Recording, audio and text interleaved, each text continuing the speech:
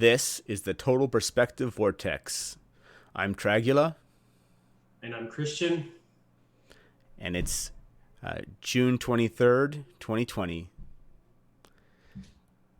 Hey, Christian, how you doing? Pretty good. So what do we have planned for this morning? Well, I have a couple different issues I wanted to talk to, but it was in a bad mood this morning. I was just feeling despair. I was thinking about the Bank of America giving Black Lives Matters $1 billion, A billion. and not just Bank of America. They're just the largest donor.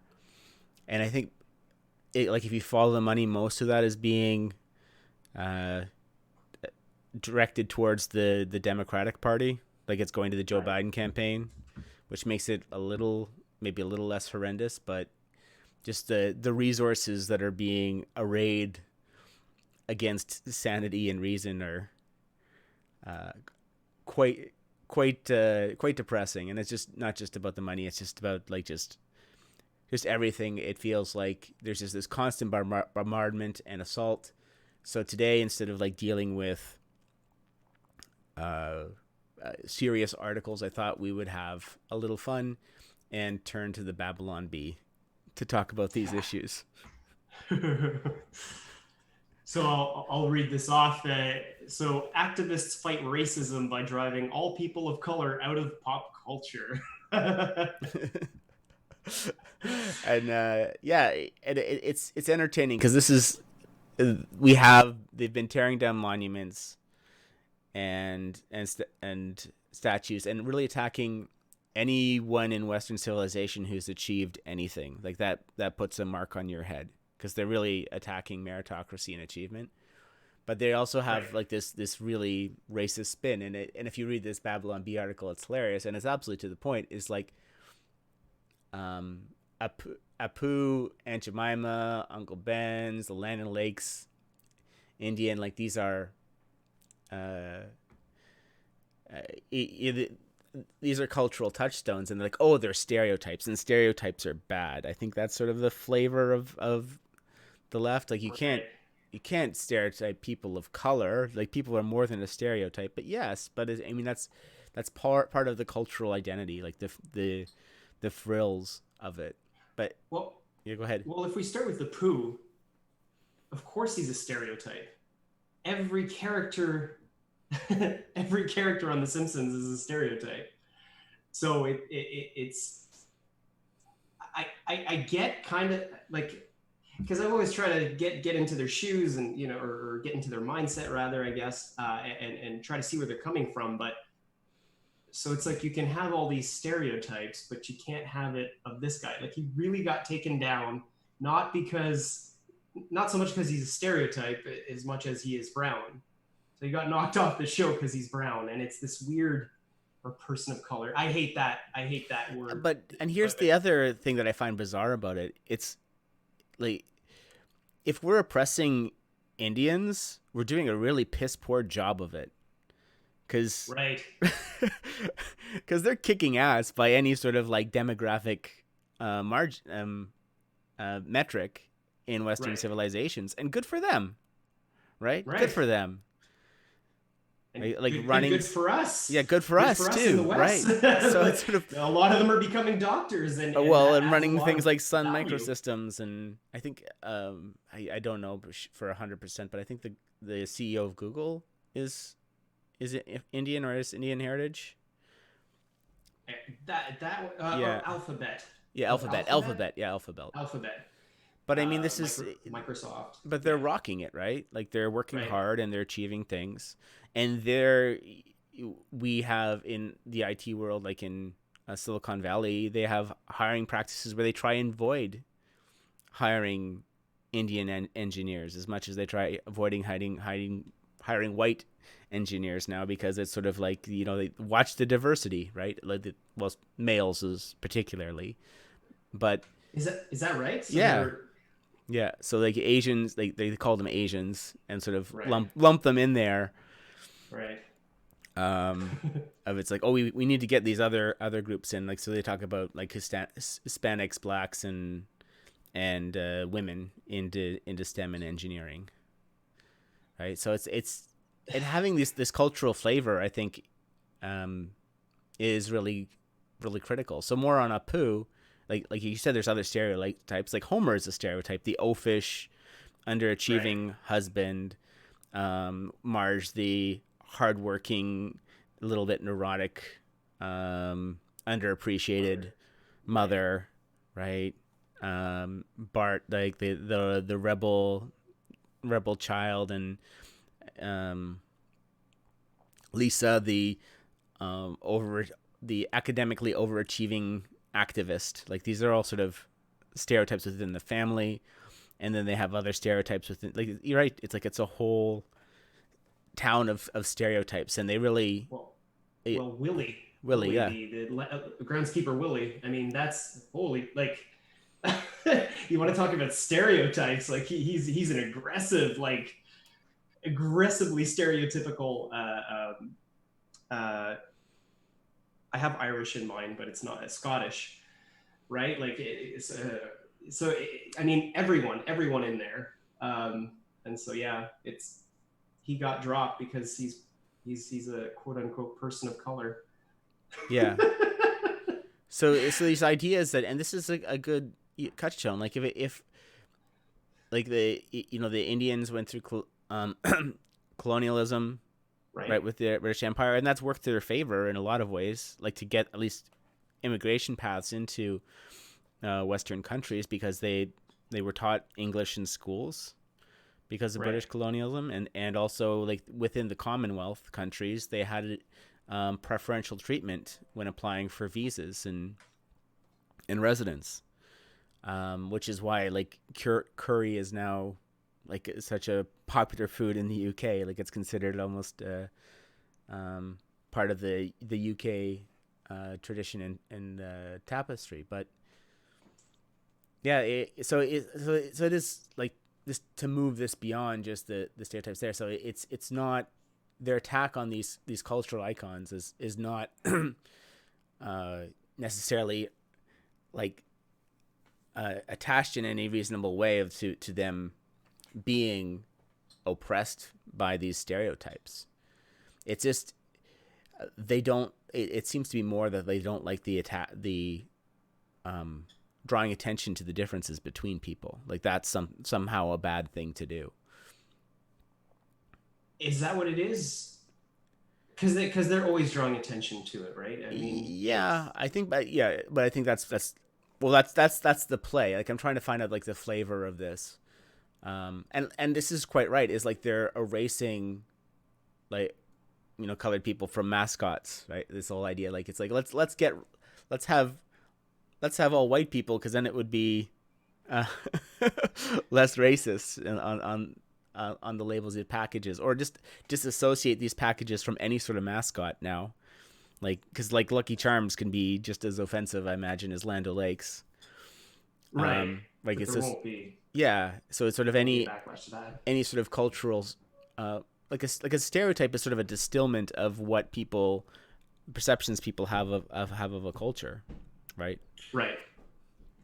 But I'm looking at like Aunt Jemima and Uncle Ben, and it's the sense that I get from them is like Aunt Jemima looks like a caretaker, like someone that cares about her family, maybe wants them well fed, something like that. Uncle Ben looks like a Yeah, kindly, like old just black man or whatever. old But old like men. both of them fill me with a sense of, and I hadn't really considered this prior to this whole thing happening, but they fill me with a sense of comfort, Yeah, right? and it's a positive stereotype too. Is the other Right, side of it. Like it's like I would the reason the brands worked is that it's like you want something prepared by Uncle Ben. Uncle Ben seems like a nice dude, and who puts care into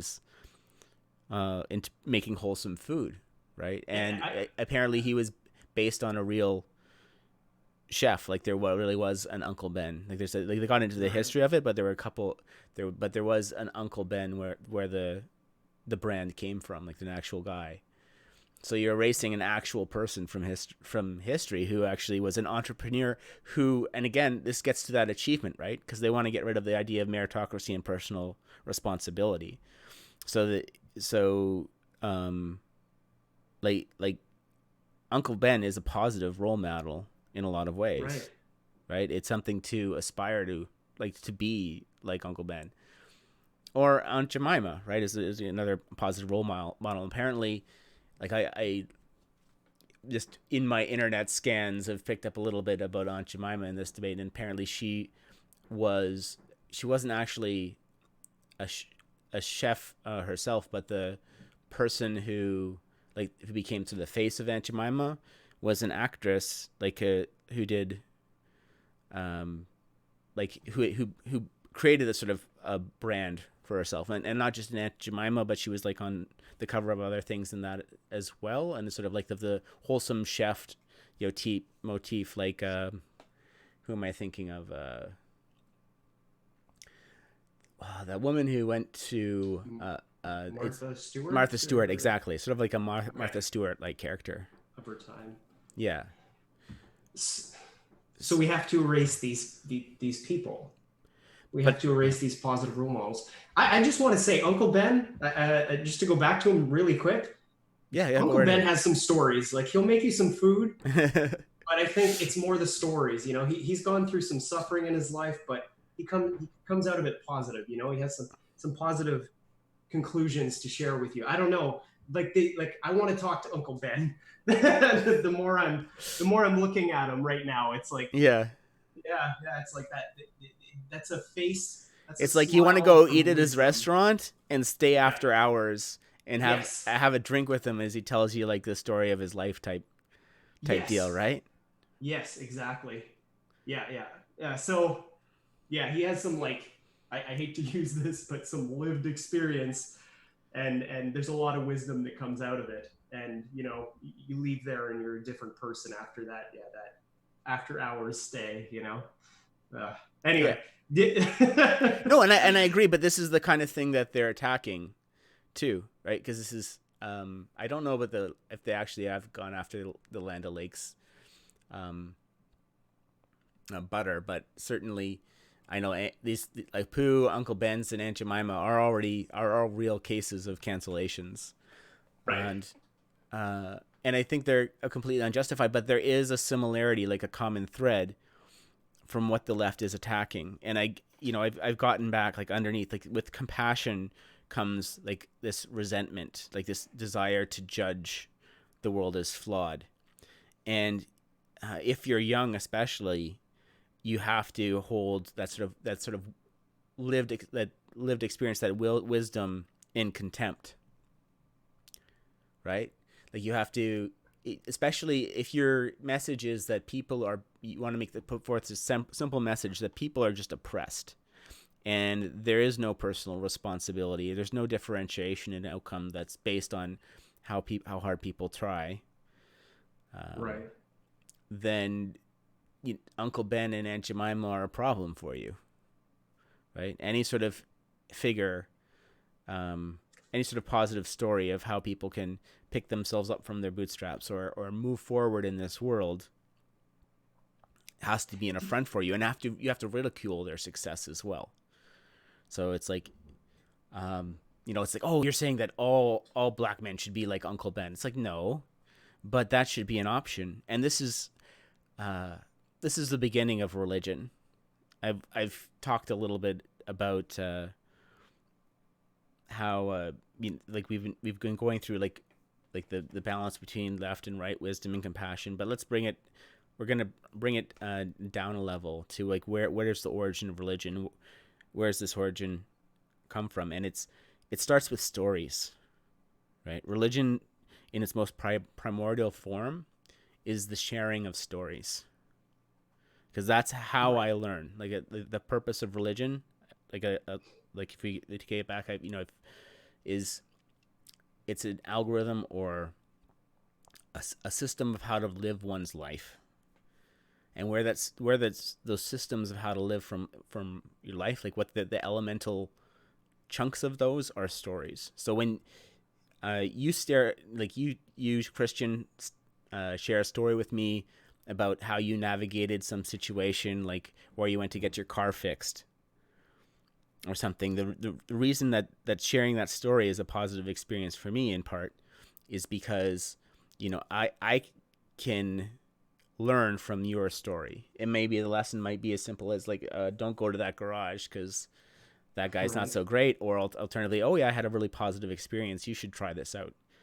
But there's other lessons there too, if I can glean from it. So it's not like your experience is a one-off, your story is a one-off, right? Right. That will never happen again. I can listen to your story and through metaphor and parallel find patterns that I can then apply to my own life, right? In other In other circumstances, potentially. circumstances. Right. So the beginning of religion is that sharing of stories, is like the Right. gathering around and sharing those stories. Now, when you take that to the next level, that you find I'm not just looking for the stories. Like Christian, you're a pretty cool dude, but I really want to know how Elon Musk did what he did, right? So Of there, course. so the stories you're most interested are the people who are most successful, the heroes, the people who have achieved something in life, right? Um, that you see worthy of emulating. So real heroes is the next step, because they have the special stories. They have the stories uh, that will lead you to success if you follow in their path. So you're very interested. What did Wayne Gretzky do to become like the best hockey player, or um, uh, who else could we emulate here? George St. Pierre George St. Pierre. in UFC for going sports. Yeah. Okay, George Uh, St. Pierre. But so people who have actually achieved things, especially if there's something that I want to achieve as well. So that's the next phase of heroes, right? So it's the people with the special stories, especially like the special life stories. Exactly what you're talking about, Uncle Ben there having like a potentially appealing story that someone having wisdom that you'd want to emulate, even if he'd made mistakes. You want to hear what those mistakes were, so you could avoid them or navigate it a bit better than he did, and even achieve better. So this is as religion is building. The first phase is the stories, and the next is the heroes. After the heroes, we get into the demigods or the martyrs, the saints level of heroism. So this is where there were actual people, but they start to become an archetype for something. So if I want to remember the story of Uncle Ben, or George Washington is another example, Winston Churchill. right. Let's stick with George Washington because there's actually like a good story that illustrates this. So George Washington is someone that we might want to emulate as a leader. And he actually did things in life, but ultimately the person George Washington isn't perfect. But we can add stories to him that exemplify what being a good leader is about, like telling the truth. You know the story of George Washington and the cherry tree. I think there Yeah. might be a lot of millennials and people this day. This has been erased from the consciousness, so I'll quickly go over it. So there's this story about when George Washington was a child. He mischievously cut down a cherry tree, and he had all intents got away with it. But when his father confronted him and asked like who cut down the cherry tree, he said, I can't tell you a lie. I can't tell a lie. I cut down the Right. cherry tree, and took the punishment for cutting down the cherry tree. So the idea being that in order to be a good leader or a good exemplar, you need to tell the truth even when it's difficult. Even you take responsibility for your actions. Right.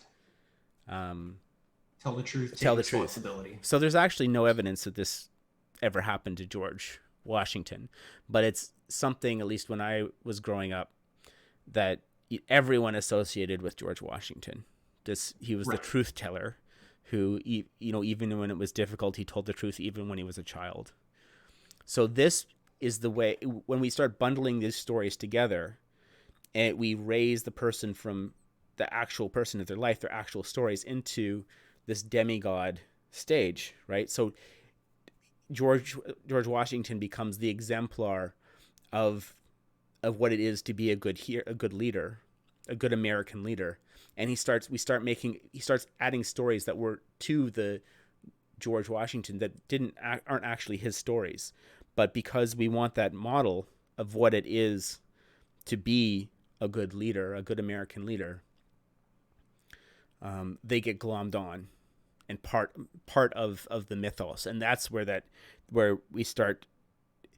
religion starts to bridge that barrier from reality to transcending into something we recognize more of religion. So like characters in this sort of demigod plane are Hercules or things as well. Like people who there was probably some sort of real person, but they get stories get told about them that exemplify that make them more than any human could be, right? Right. Because what's important for us is the archetype that we want them to represent, like we want them to be the exemplar for the path that we're choosing to follow. So the fully and in that layer you get into then the gods.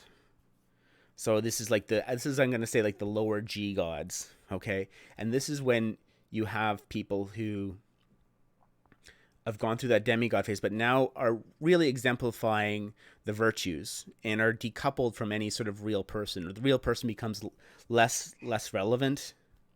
So they're no longer like that saint, right? Like Mother Teresa and Gandhi are probably also in that sort of that saint category, that George Washington demigod category.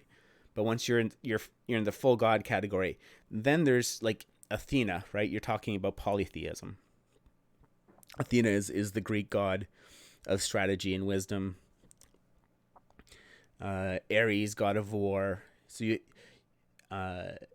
you have these gods who are then abstractions or exemplars for a career. So soldiers would actually follow Ares as an example of how to be a soldier, right? So it would be a path you chose in life. Right. In that sense. So you, as a follower of one of these polytheistic religions, you would choose to be to basically walk in the path of that god, follow that lifestyle, and fulfill that role in society because of it. So if you wanted to be like Hephaestus was god of the forge and crafting, or I'll go, Athena, strategy, Demeter, the harvest. Like you have these gods that their characteristics, the stories about them would actually tell you something about their trade and what kind of personality, what kind of person you would need to be to excel at this path you had chosen in life. But there's another layer of abstraction above that.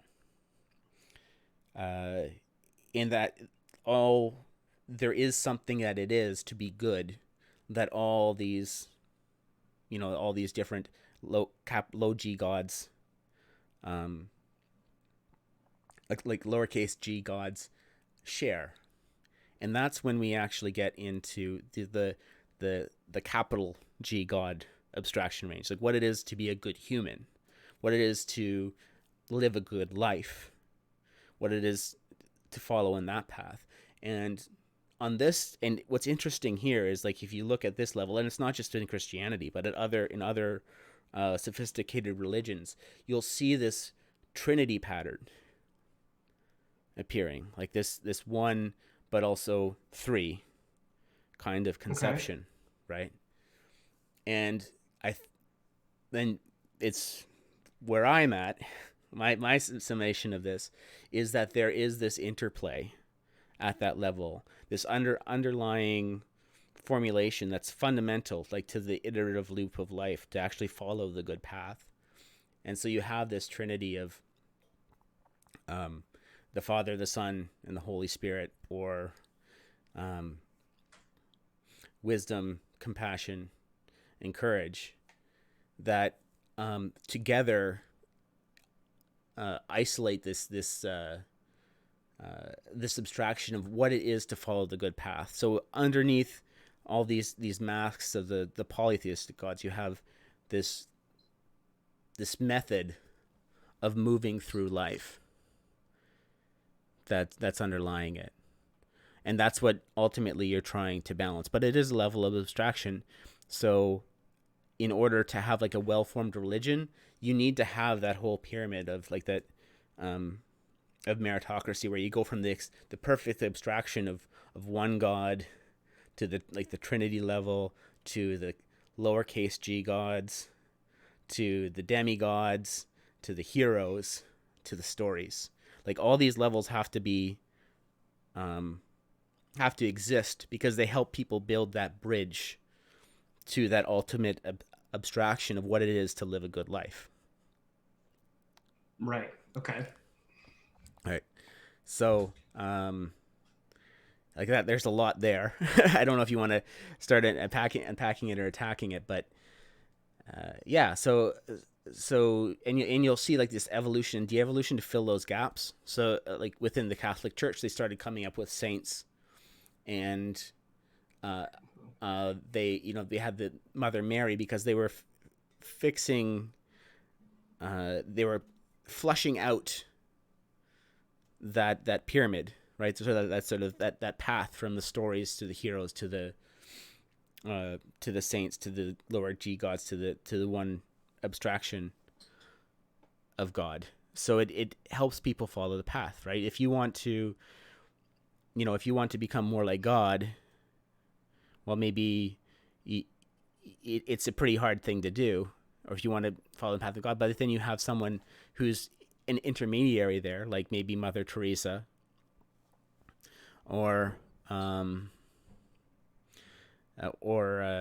Gandhi, or someone else that helps you build that path. And even Wayne Gretzky, I think, is on this, is very similar to Mother Teresa in that regard. Of it's something he has traits that we want to exemplify, and that those traits, if we pursue that excellence, if we recognize that excellence, celebrate it, and pursue it, then that brings us closer to God.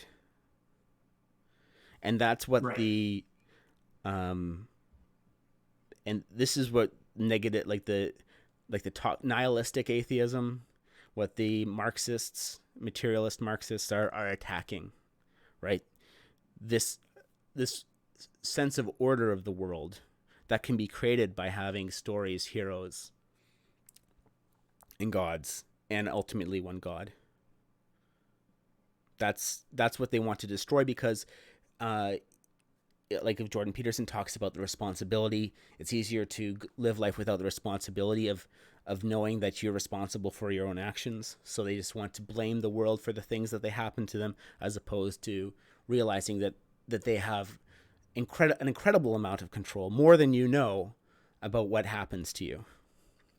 Right. It's easier to go through life blaming others and blaming the world for all the wrong that's happened to you, instead of acknowledging your missed opportunities. And it's hard to follow that excellence path. It's hard to be Wayne Gretzky. It's hard to be Gandhi. It's hard to be Mother Teresa, or even attempt to be these people. Right. Right? That's difficult. And it's easier to just say, I can't.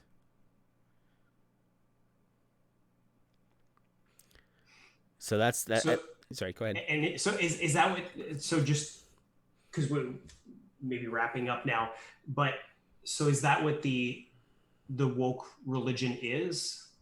Is that kind of what you're saying? That's the nihilistic. They're attacking that. They're attacking that. They're attacking that order. And